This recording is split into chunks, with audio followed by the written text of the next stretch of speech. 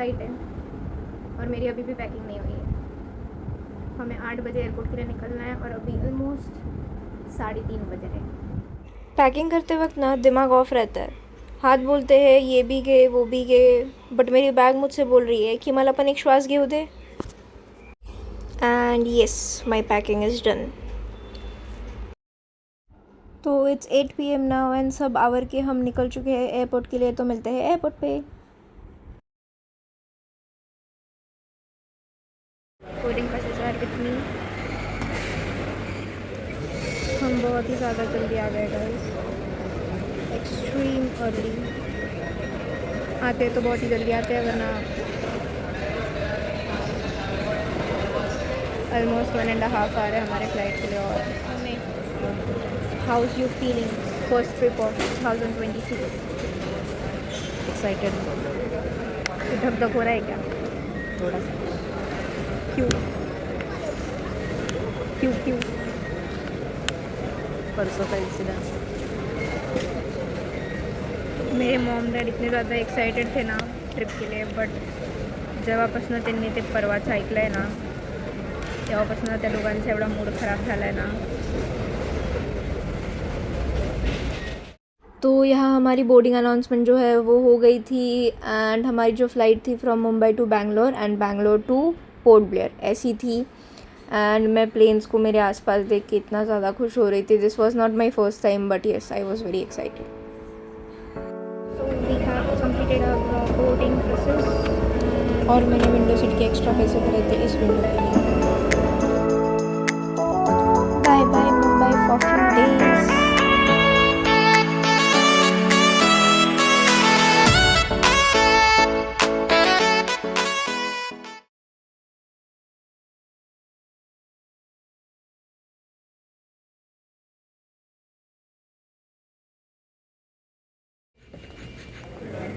So हम लोग अभी बैंगलोर एयरपोर्ट पे आ गए हैं एंड मच नीडेड, बिकॉज यहाँ पे टेम्परेचर बहुत ज़्यादा कम है, बहुत ठंड है यहाँ पे. एक्सपेक्ट नहीं किया था, बट बहुत ठंड है. We are having around almost 2.5 hour का लेओवर है यहाँ पे, and then connecting flight to Port Blair. हमारी 26 की पहली ट्रिप है ये, एंड अनएक्सपेक्टेड ट्रिप है. मैं कैमरा बंद कर रही हूँ और ये बोलना बंद कर रहा है. So yes, we are off to Port Blair. And ये हमारी 26 की पहली ट्रिप है. मम्मी और पापा थोड़े से पैनिक हो गए थे, बिकॉज अभी रिसेंटली थोड़ा ज़रा ज़्यादा ही चालू है रिगार्डिंग फ़्लाइट का. ये 2-3 दिन में तो 2 बार मैंने सुना flight accidents. So and one was very horrible.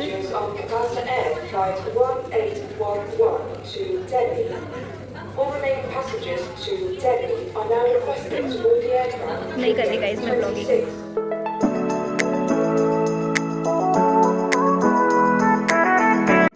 So push back हो चुका है अभी, एंड येस, हम लोग अंडमान जा रहे हैं 26 की फर्स्ट ट्रिप.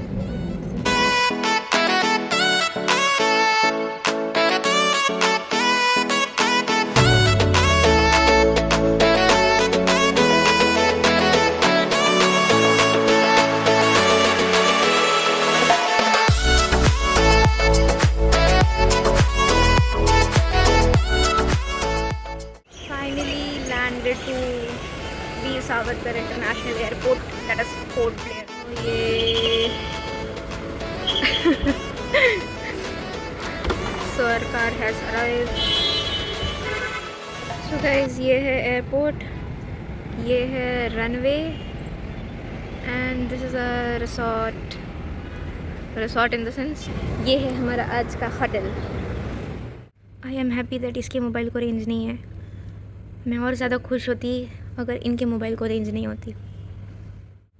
यहाँ पे सिर्फ एयरटेल, जियो एंड BSNL ही चल रहे हैं अभी फ़िलहाल. गाइस, कभी इस चीज़ में मैगी देखी है क्या? छोले, हाँ, मैगी. तो ये है हमारा आज का stay in port Blair. And हमने 2 रूम्स लिए थे बिकॉज वी आर 4, एंड इनकी पॉलिसी के हिसाब से मैक्सिमम 3 जने एक रूम में रह सकते हैं. And the best part of this room was ये रूम बहुत ज़्यादा प्यारा है एंड दिस इज़ मी। तो ये है हमारा आज का लंच, मसाला पापड़ एंड बिरयानी। तो आफ्टर लंच हम लोग जा रहे हैं एक ऐसी जगह जो सिर्फ एक टूरिस्ट स्पॉट नहीं बल्कि हिस्ट्री का एक बहुत गहरा चैप्टर है। हम जा रहे हैं सेल्यूलर जेल, जिसे काला पानी के नाम से भी जाना जाता है। हमारा फर्स्ट जो स्पॉट है वो है सेल्यूलर जेल। काय अर्थ आहे याला? हां वेर इज युअर नवरा? वेर इज युअर नवरा? काय अर्थ है याला? हाँ, ये है सेल्यूलर जेल, जिसे काला पानी के नाम से जाना जाता था। ब्रिटिश टाइम में यहाँ पर उन फ्रीडम फाइटर्स को रखा जाता था जो देश के लिए आवाज़ उठाते थे और जिनको सबसे कठोर सज़ा देनी होती थी। सेल्यूलर जेल पोर्ट ब्लेयर की एक ऐसी जगह है जहाँ सिर्फ दीवारें नहीं, कहानियाँ भी कैद है। अंदर आते ही एक अजीब सी खामोशी महसूस होती है, जैसे ये जगह खुद अपनी कहानी सुना रही हो। इथे पाऊल टाकताच कळतं, हा फक्त एक तुरुंग नाही, हा इतिहास आहे। चलिए तो फिर इस कहानी को थोड़ा करीब से देखते हैं। ये है इस जेल का ऑयल मिल। ये जो स्टैचूज़ दिख रहे हैं ना, ये उन कैदियों के हैं जिनसे यहाँ तेल निकालने का काम करवाया जाता था। रोज़ रोज़ घंटों तक भारी लकड़ी की चक्की घुमाना, हाथ छिल जाते थे, पैर जवाब दे देते थे। कमज़ोर होने पर सज़ा मिलती थी और अगर कोटा पूरा नहीं हुआ तो और ज़्यादा जुल्म। अब हम सेल्यूलर जेल के उस हिस्से में जा रहे हैं जहां मृत्युदंड यानी फांसी दी जाती थी। ये वही जगह है जहां कुछ कैदियों को ब्रिटिश सरकार के दौरान आखिरी सज़ा सुनाई गई थी। ऊपर फांसी का तख्ता होता था और नीचे ये हिस्सा जो एग्जीक्यूशन के वक्त खोला जाता था। इस सज़ा का उद्देश्य सिर्फ मृत्यु नहीं था, ये सज़ा बाकी कैदियों के मन में भय पैदा करने के लिए भी थी। इस जगह पर खड़े होकर शब्द अपने आप कम पड़ जाते हैं। यहाँ समझ आता है कि आज़ादी सिर्फ संघर्ष से नहीं बलिदान से मिली है। अब हम आ गए हैं सेल्यूलर जेल के एक्चुअल सेल एरिया में। सेल्यूलर जेल को रेडियल डिज़ाइन में बनाया गया था, जिसमें पहले 7 विंग्स यानी ब्लॉक्स थे। हर विंग में एक लाइन में सेल्स बने हुए थे और हर सेल में सिर्फ एक कैदी को रखा जाता था। इस डिज़ाइन का मेन पर्पस था कैदियों को एक दूसरे से पूरी तरीके से अलग रखना, ताकि कोई बातचीत या संपर्क ना हो। सेल का साइज़ छोटा था, एक छोटी सी खिड़की जो ऊपर की तरफ होती थी, जिससे लिमिटेड रोशनी और हवा आती थी। बीच में एक सेंट्रल वॉच टावर था, जहाँ से जेल स्टाफ अलग अलग विंग्स पर नज़र रख सकता था। ये सेल्यूलर जेल का असली सेल है, जो सिर्फ एक कैदी के लिए बनाया गया था। दरवाजे के पास छोटा सा ओपनिंग था जो नीचे होता था। यहाँ से कैदियों को खाना दिया जाता था बिना दरवाज़ा खोले। सेल में एक छोटी सी खिड़की थी, ऊपर की तरफ होती थी, जो बहुत पतली और ऊंची थी। इससे सिर्फ उतनी रोशनी और हवा आती थी जितना ज़िंदा रहने के लिए काफ़ी हो। बाहर देखना तो नामुमकिन होता था।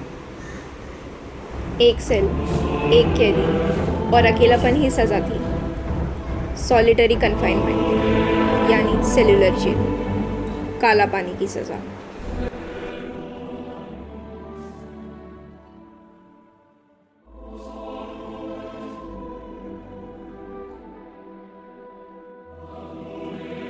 सेल्यूलर जेल को जब बनाया गया था तब इसमें टोटल 7 ब्लॉक्स यानी विंग्स थे और ये सब ब्लॉक्स सेंट्रल वॉच टावर से जुड़े हुए थे, जहां मैं अभी खड़ी हूँ। सेकेंड वर्ल्ड वॉर 1942 के दौरान जापानीज़ बॉम्बिंग में 4 विंग्स डैमेज हो गई थी और आज सिर्फ 3 ओरिजिनल विंग्स ही मौजूद है, जो अब म्यूज़ियम और मेमोरियल के रूप में रखी गई है।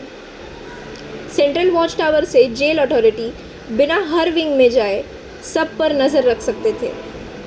7 विंग्स थी, आज सिर्फ 3 बची है और आज ये बची हुई विंग्स हमें उस दौर की कहानी बताती है।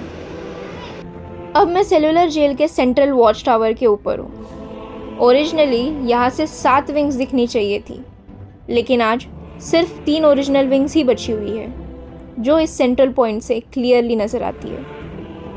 ये तीनों विंग्स इस टावर से सीधी जुड़ी हुई है, ताकि इस जगह से पूरे सेल कॉरिडोर्स पे नज़र रखी जा सके। ऊपर से देखने पर ये जेल चारों तरफ से नीले समुंदर से घिरा हुआ नज़र आता है। बाहर खुला समुंदर और अंदर कैद और अकेलापन। ये नज़ारा सिर्फ व्यू नहीं, सेल्यूलर जेल के पूरे सिस्टम को समझाता है। इन 3 विंग में से एक विंग जो है वो विजिटर्स के लिए बंद है और टूरिस्ट को उसमें जाना मना है।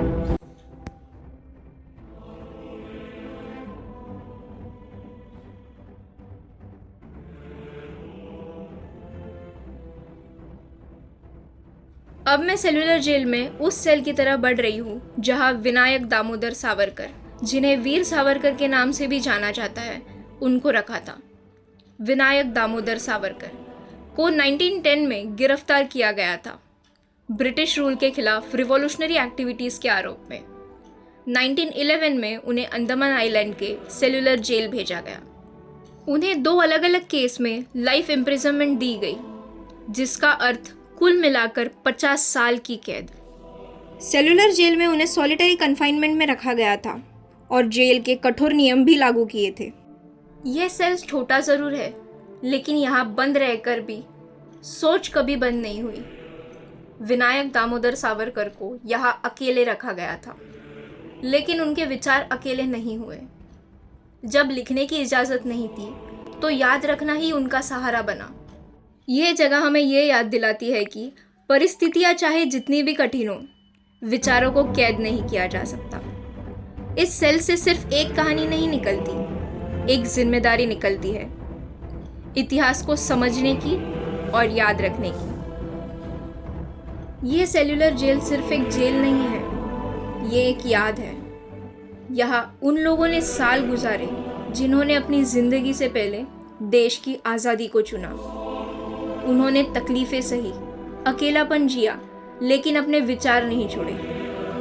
आज हम आज़ाद हवा में सांस लेते हैं क्योंकि किसी ने कभी यहाँ बंद रहकर भी हार नहीं मानी। सेल्यूलर जेल हमें ये सिखाता है कि आज़ादी एक दिन में नहीं मिली, ये बलिदानों से मिली है। हम सिर्फ देख कर नहीं जा रहे, हम याद लेकर जा रहे हैं उन देशभक्तों की जिन्होंने यहाँ रहकर भी आज़ादी का सपना जिंदा रखा।